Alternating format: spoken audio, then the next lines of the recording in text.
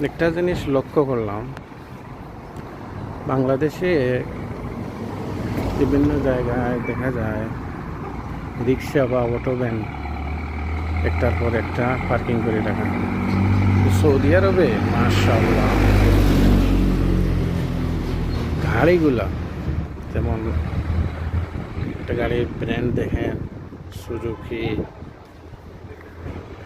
Hyundai, এটা হলো Hyundai, ওই সামনে একটা লেক্সাস রাখা,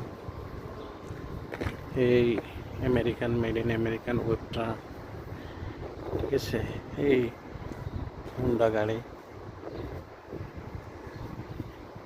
এমনভাবে রাখে বাড়ির সামনে, মনে হয় যে বাংলাদেশে যে রিক্সা যেগুলো তার থেকেও বেশি।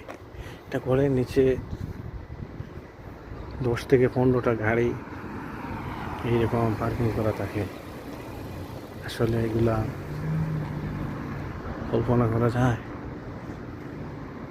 যেদিকে তাকাইবেন খালি গাড়ি গাড়ি গাড়ি, এটা ঘরের সম্মুখে শুধু গাড়ি।